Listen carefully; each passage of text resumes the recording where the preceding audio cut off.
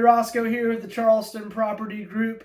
So the purpose of this video is to talk a little bit about where we've been, but mainly to help you guys forecast what's going to happen in the Charleston, South Carolina real estate market as we close out this year and move into 2023. The first thing we want to look at here is the median sales price of homes that have sold over the past couple of years in the Charleston area. We reached a high point this past summer, right around June or July, and things have plateaued and really started to drop off just a little bit, mainly due to the lack of buyer demand that we saw, over the past couple of years that was really fueled by low interest rates. So while we don't necessarily feel like this is going to be a drop in prices like we saw in 2007 through 2009, where the bubble just burst and prices just bottomed out, we definitely feel like the market's going to soften a little bit and prices may actually come down slightly over the next year. The next thing that we want to take a look at is the actual number of homes for sale in the greater Charleston area.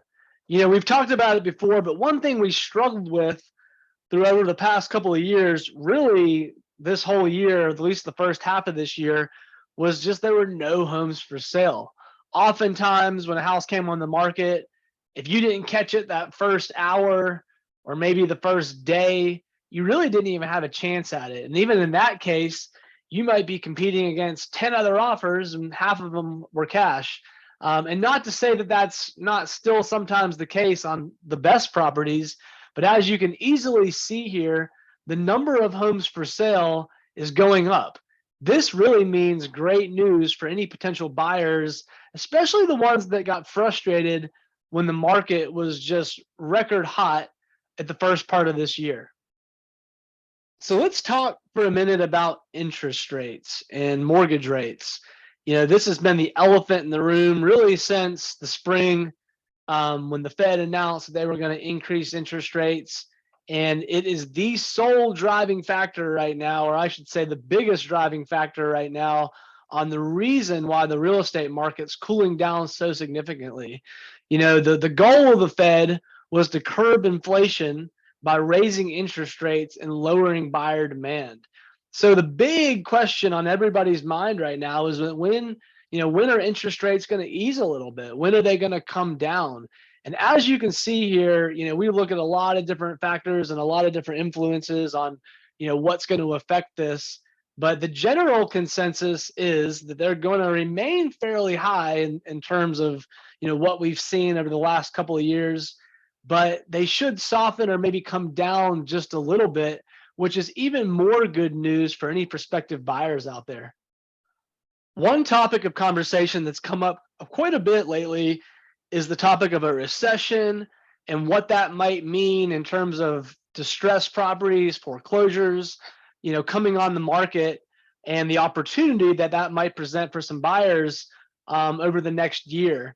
And unfortunately, based on the data that we've seen, is that there really won't be a surge of foreclosures like we saw from 2007 really to 2011, where there were just an unprecedented number of distressed properties, short sales, foreclosures. And the reason being is that the mortgage industry and just subprime lending was the driving force for the reason why that happened. So, it used to be really easy to get a loan and you could just state how much money you made and the bank was going to lend it to you. Today, that is absolutely not the case. And from what we can see here on this graph is that there really aren't many projections that are showing that foreclosures are going to go way up. They are on the rise, but we forecast that they're going to moderate to where they were maybe pre-pandemic. So here's some advice for any prospective home buyers that might be thinking about entering the market. And this is advice that I've been given for a long time. And it's simply that, if the time is right for you and your family to make a move or to buy a house and the right opportunity presents itself, then by all means explore the opportunity.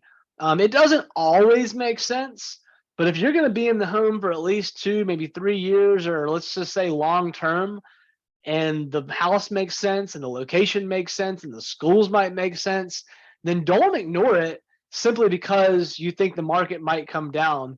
Oftentimes the house that you might fall in love with today that you don't act on in hopes that it might be cheaper tomorrow is actually going to work out the reverse, to where it's going to cost you more money in the future than it would today. So, it's case by case in a lot of situations, but definitely reach out to us and we can kind of help you break that down to see if it makes sense. But more inventory coming on the market, more opportunities. There's really a lot of good news for buyers out there, especially in the market that we can foresee in the near future. And some advice for anybody who's on the fence about maybe thinking about selling their house. There's a lot of people out there that think that they missed the window and, oh, they missed the boat on selling at the prime or the height of the market. And while that might be the case, there's still a pretty good discrepancy on how many homes are on the market versus the demand out there. And even though demand has gone down, our supply has not caught up to where it should be. Over the last few years, really last decade, we haven't seen the building and the development that we should have seen to keep up with demand. Therefore, it really could be an opportunity for you to put your house on the market. There's things that have changed this year, and we've talked about this before. In the spring market, you really didn't have to do much at all to get your house ready for the market.